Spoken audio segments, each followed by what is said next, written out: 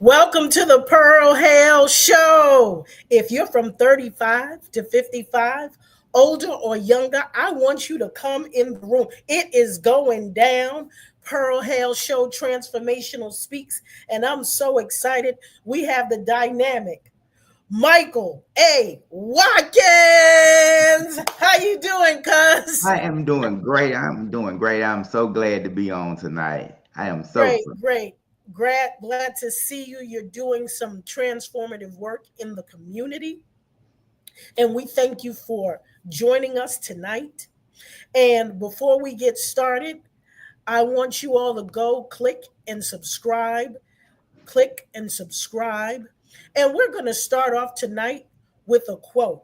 We're talking about transforming failure into success. And I'm starting off with a quote from my girl, Maya Angelou. The best candy shop a child can be left alone in is a library. And on that note, we're so excited and glad to have you, Michael, here tonight. So much can be said about the educational system. I am going to let people know a little bit about you and about what you do. Michael Anthony Watkins Jr. is an accomplished educational leader whose career is defined by dedication, resilience, and a passion for transforming schools and communities. Born and raised in Mississippi, Mississippi in the house. yay.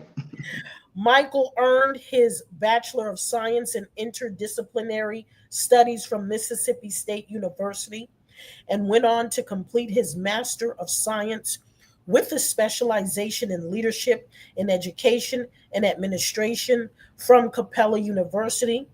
His journey in the school leadership began in Coffeyville, Mississippi, where he took on the role of principal at Coffeyville High School. At the time, the school held an F rating.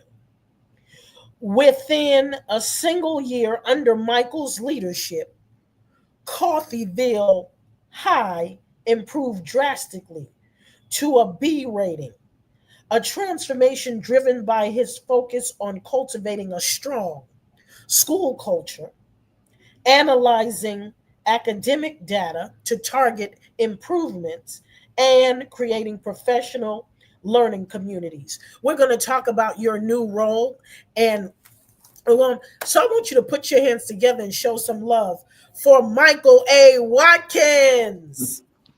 Michael is so glad to see you. Um, we're going to get started here.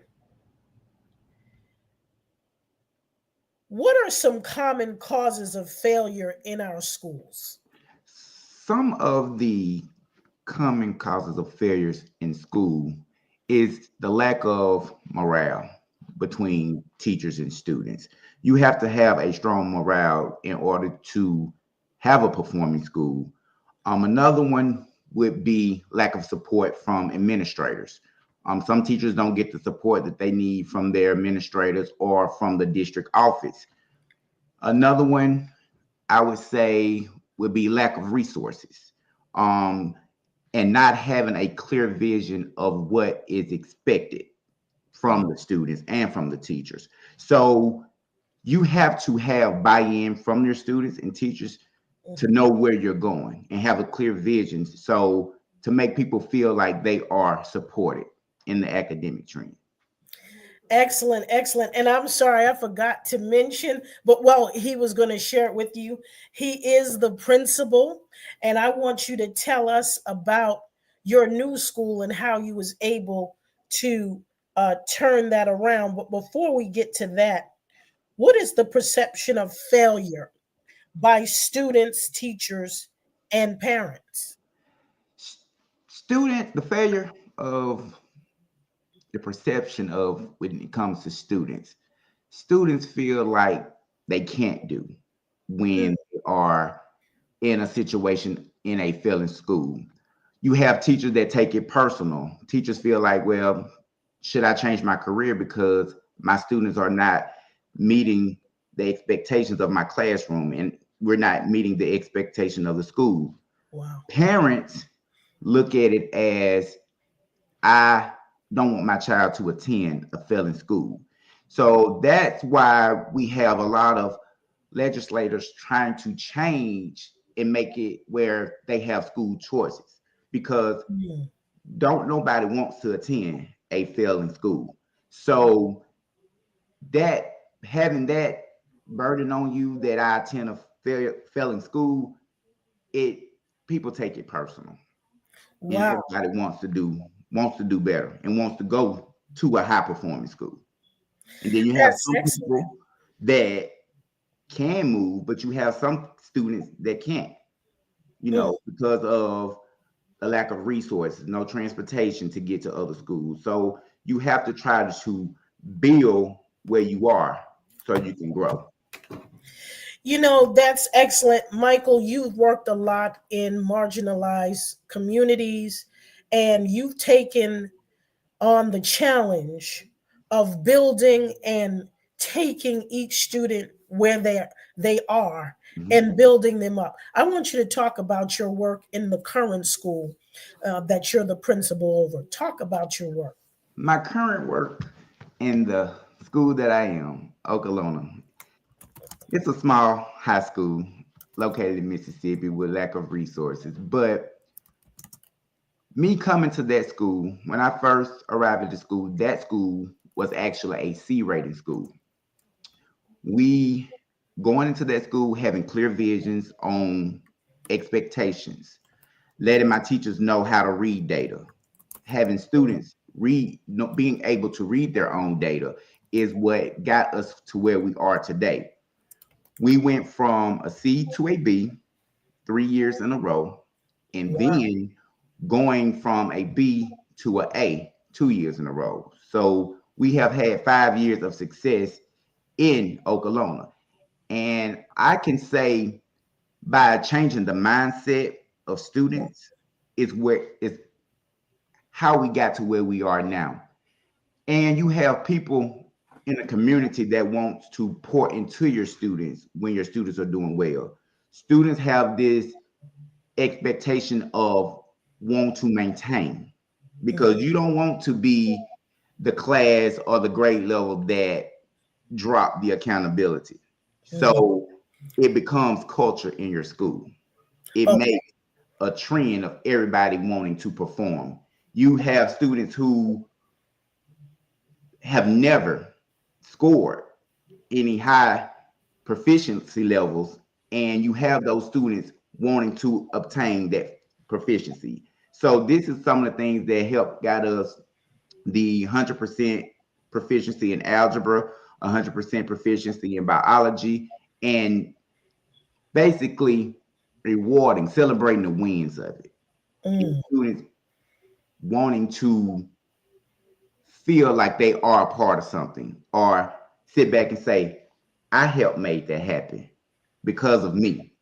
So that's how we got to where we are. We have been featured on Ads from Mississippi, Association of Educators. They came into our school and did an ad that went viral for the entire summer. And like I was saying, what we said in that ad is, if we can do it here, we can do it anywhere, because those we are one of the second smallest schools in the state of Mississippi. Mhm. And for us to constantly have a high performing rating from the state of Mississippi, that means big, because some schools in Mississippi have 2,300 students.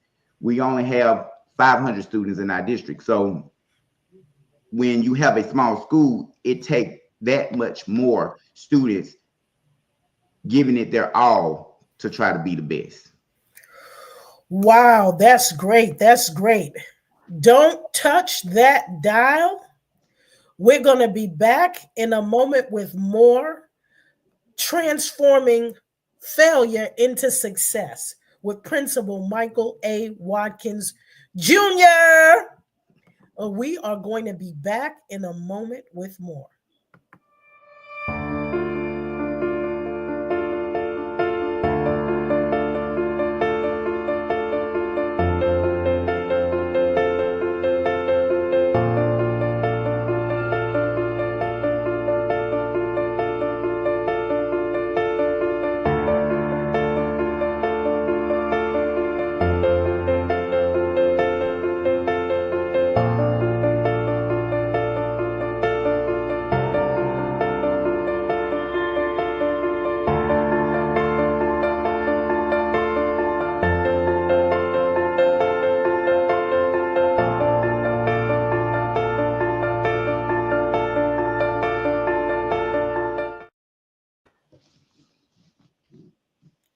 And I want y'all to know, for those of you who are from 35 to 55, older or younger, I want you to come into the room. We're talking about transforming failure into success. And we want y'all to know that it is going down in Atlanta, September 20th. The Shining Star Awards, Preach the Word Network. I will be your red carpet host. I am going to flash the flyer on the screen for those of you who are interested in coming.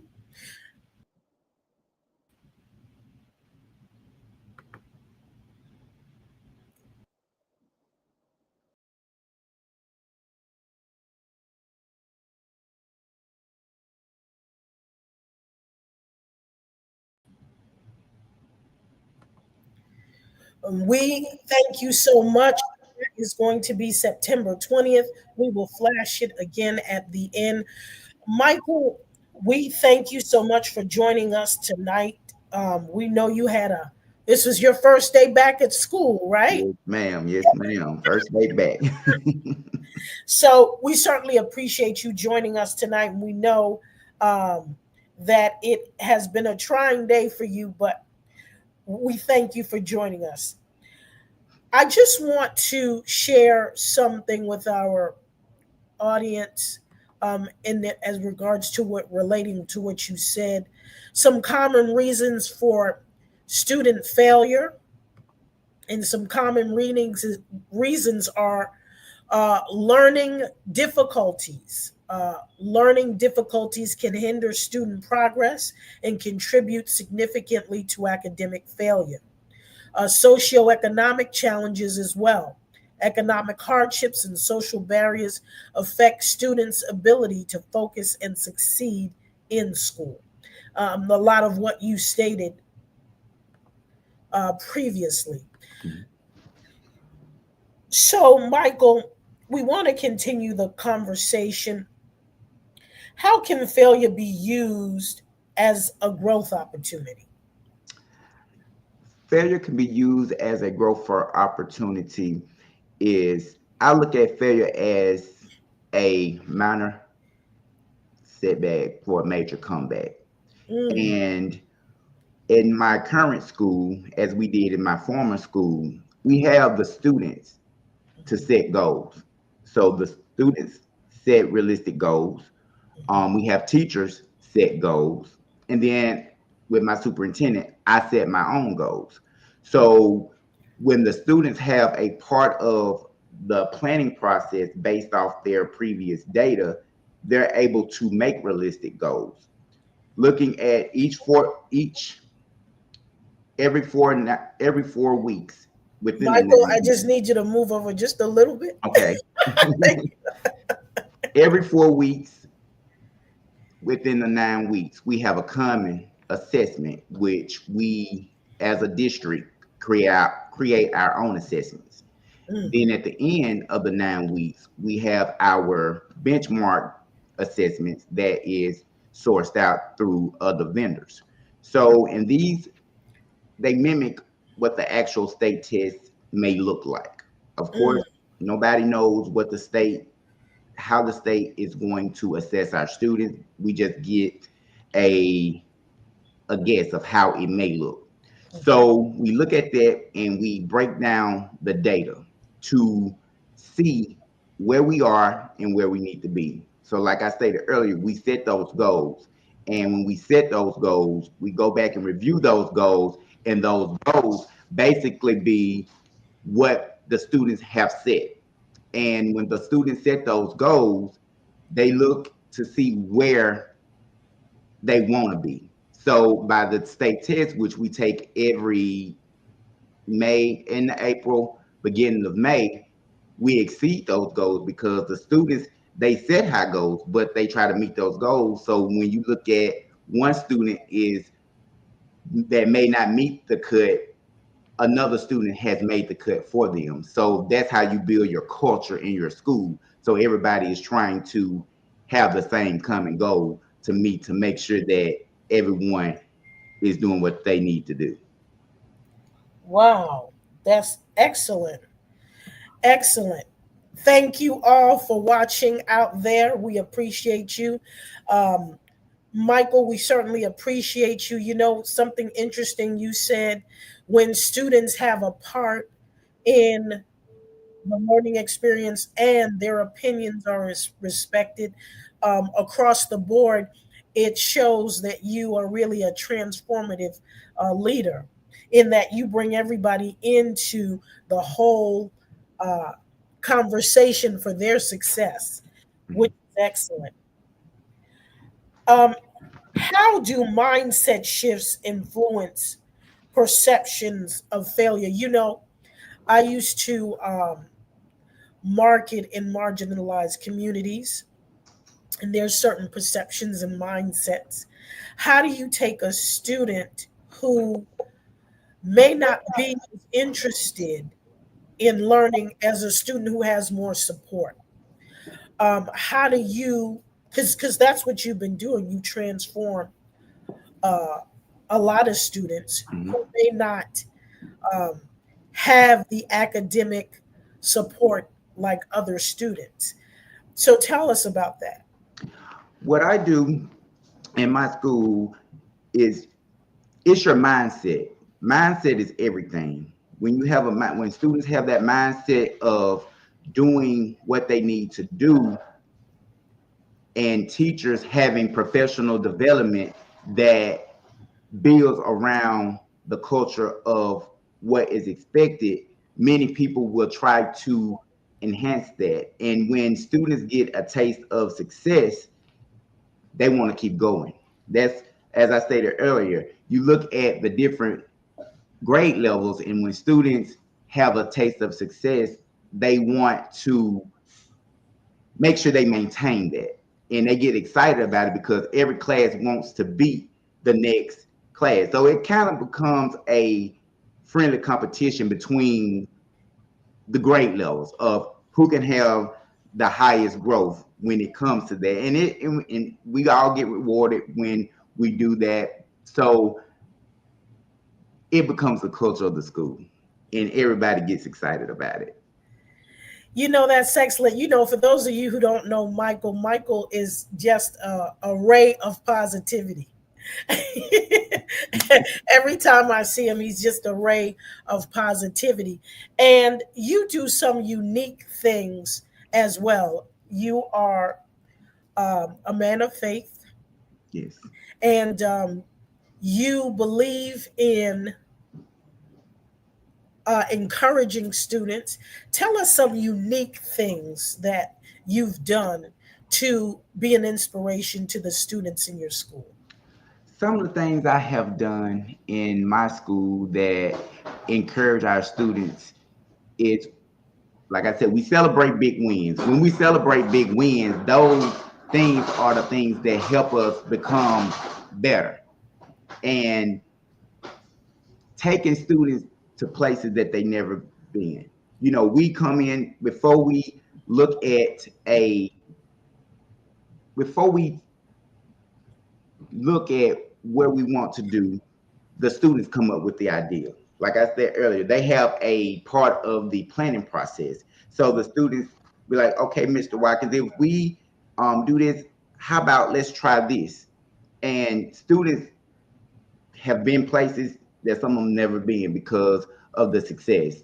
We have went to Georgia one time. We went to Alabama to the water park. We try to celebrate those things. We have big celebrations, celebrating our growth of what we was last year. The students know where we were last year, how much more we have done this next year to get where we need to be. So we do that all the time.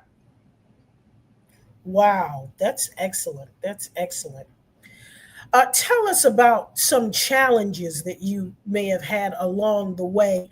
I know it's not easy transforming a C school into an A, or an F into a B. That's so transformative. What were some things that you did? Some of the things we had to use what we got. My students, as I said before, they lack of resources. We don't have a lot of technology in our school. So I put in my students' head that, you're smart here. We're small in numbers. We don't have what some of the more thriving communities have in our community. So we have to know where we are and where we need to be. So, like I stated before, when we set those goals, those students want to outshine because they know that they get it based off direct teaching and learning from having great teachers, good support staff to train us where we low at, and try to look at that data to see how we can move forward. Mm, that's excellent. Just a little more. I'm sorry. No problem. Michael, that's excellent what you said. You just shift some things around. Okay, so I don't have this. What can I do in place of that Yeah, to still make sure that the kids are learning and growing and thriving? And again, it takes awesome leadership to pull that off. yeah, So we uh, commend you and shout out to Mississippi. My parents are from West Point, Mississippi. And, you know, it is a blessing how God is using you in that region to bring change, bring yeah, shift, change, yeah, life transformation, yes. one student at a time. One student at a time. I'm going to ask you, how can schools support endurance and persistence? Like I stated earlier, having a clear vision of where you're going. Um, Students knowing their data, celebrating small wins. When we have a little bit of growth, looking at what we can do better. Also, having slogans that you get on the intercom and you say it every day. Our slogan is level up. Every day, our mascot is the Chieftains. Every day, we get on the intercom, we talk, we do the announcements, and we say it's a great day to level up and be a Wow. chieftain. So having school pride, and I think that is what most of the success has come from students having pride in their own school. My students, soon as it's funny because when we take the common assessments and when we take the benchmark assessments, in a couple of days, I'm able to give them their score, what they made. Everybody wants to get to the level of proficiency, or they want to show that level of growth from where they were last time or where they were when they were in a previous grade. So when we take the state assessment, they always want to know, okay, when the scores come back, when the scores come back. So it's a culture that we have built to make students want to know their data, want to see if they have grown. So, like I said earlier, it's basically taking pride in being consistent of what is expected. That's interesting because a lot of times we can complain about what's not working. Yes, yes, yes. Like when I used to market, people, would say, well, this is not working, this is a problem. But it's amazing how you, on the flip side, take what can be perceived as a negative Mm-hmm. and turn it into a positive. Yes, yes, And the yes. term level up, we use that a lot in my church. Um, it's amazing how mindset, Mm-hmm. you can keep talking about a problem, but a mindset shift, you bring in the students, Mm-hmm. the faculty, and you brainstorm because you make them part of the process so they feel that their opinion is important, Mm-hmm. making them more apt to want to learn, to want, and as you said, having that attitude, I want to be on the winning team. Yes. I don't want to be a failure. Right. And so, where do you get where do you get your energy from? Where you get your, I mean, that positivity, but the apple don't fall far from the tree because mom, sis, everybody has that same energy. Um, I want you to talk about where do you get that positivity from and who are some of your mentors? Well, I talk with some of the positivity that I get is I'm one of the younger principals who, I understand, you know, where my students come from. And sometimes you have to, they know where they come from to know where you're going. Wear a shirt and tie every day. So them seeing a positive male figure, Black African American, Mm-hmm, that can make it and show that, hey, he kind of like us. mm-hmm, So I know if he can do it, I can do it. Also, I network with a lot of superintendents and other principals around the state of Mississippi. mm-hmm, Some of those have some of the larger districts. Some of them have smaller districts, just as mine. So communicate. We having a group that says, "Hey, this is work. This is what works in my school. What are some of the issues you having at your school? What are some of the issues?" And I share what I have, the issues that I have in my school, and we come into a meeting and where we can all fit the benefit of the doubt to help all of our schools grow. I have had a lot of administrators come and walk my halls to see what's going on in Oklahoma. Everybody wants to know, what are y'all doing?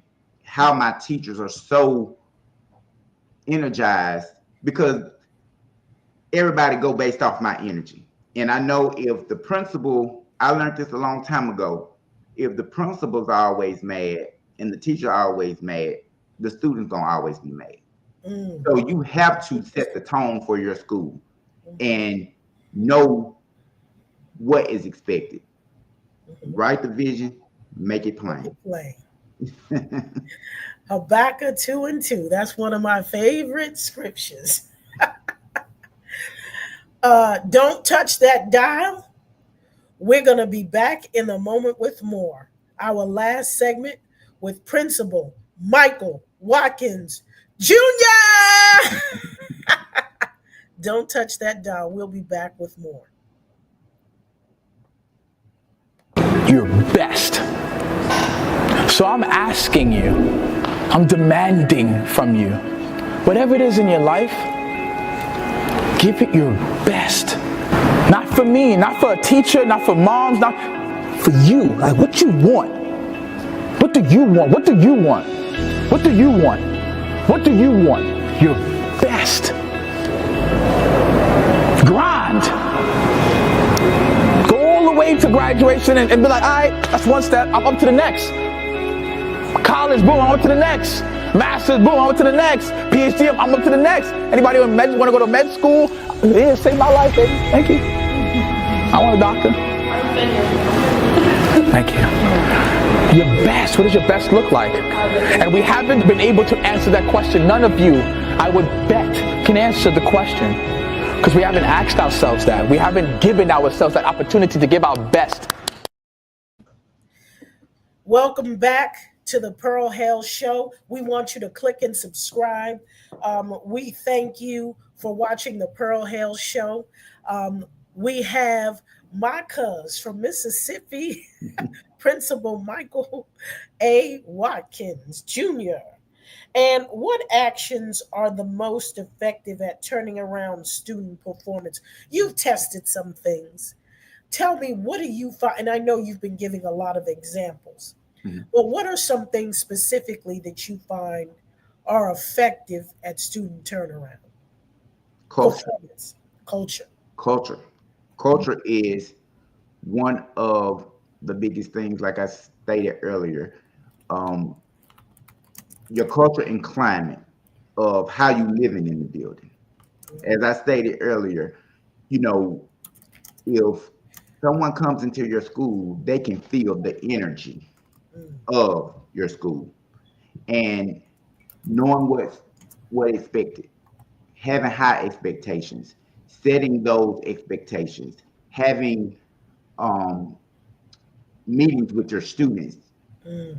every quarter, letting them know this is where we are. This is some of the things we need to work on. Having faculty meetings with your teachers, PLCs with your teachers, professional learning communities with your teachers. They're having a say of how we can continue to make our school great. So, like I stated, culture. Culture is everything. Culture is everything. And that's how we were able to turn our school into the way it is today. And holding everybody accountable. We need to get to the point where students hold other students accountable. You Wow. know, we don't have a perfect school, Mhm. but I can say that our referrals, um, you know, behaviors such as fighting and things like that, we don't have many of them at all. I can count out of the 5 years that I've been in my school, I can count the times on one hand of how many fights we had. So how we live. So building that in your students, you can't go wrong. Your school is unstoppable. You know, that's so important because if a lot more um, schools understood that, Yes, then perhaps, and particularly, and I say in marginalized communities because I used to see a lot of fights, a lot of different things that go on. If we can understand that culture, mindset shifts, the great thing that you've done is you've made it part of the whole culture. yes, So it's not just Principal Watkins, it's everybody. And you even got the students. So now they feel like, wait a minute, I don't want my school to look bad yes, yes, yes, up against all the other schools. And mind you, it's easy to fall back when yes, you're it is. small. Yes, yes, it is. Yes, yes, But that small, see what you do now leads to what happened to make it bigger. yes, And so it's so important those um, tools, those principles, yes. those things that you instill in the culture. You said the most important thing, it's the culture. And Mhm. whatever you instill in the culture, that's what tends to happen. You know, Michael, in these last few minutes, I want to thank you so much. I know your schedule is hectic. Um, I want to commend you for all the work that you do. In these last few minutes, I want you to say some words of encouragement. Some student out there, some person might be thinking about giving up because they're not doing so well in school or they're nervous. Give them a couple of words of encouragement before we go. One of the things I can say is when you fall short, having somebody that you can call and lean on. Mm, It's not about where you come from. mm, High school is just a season that you go through. It's just a season, and it's temporary. So know what, write your vision, make it plain, pray, pray every day. Have a have praying students that will pray for themselves, even when nobody will pray for them. Know what you want to do when you go outside those doors of high school, because this is a dangerous world. It's easy to get caught up in something because if you don't stand for something, you will fall for anything. mm. And the streets will grab you. So keep God first. It's only, even when you're going through, it's temporary. Amen. Amen. If you don't stand for something, you'll fall for anything. That is such a great quote. I want to thank you for being with us tonight on the Pearl Hale Show, and I want to thank you for watching. And I want to leave you with this last quote. Forget about past, failures. Because whatever God has before you is better than what you left behind. Yes. Oh, one more quote. Our doubts are trailers and make us lose the good we often might win by fearing to attempt. And Michael, because you attempted to turn around a failing school, you then transform failure into success. Yes. Thank you so much for watching on the Pearl Hale Show. Thank you so much, Michael Watkins Jr. Show some love. Thank you. And we'll see you again next time on the Pearl Hale Show.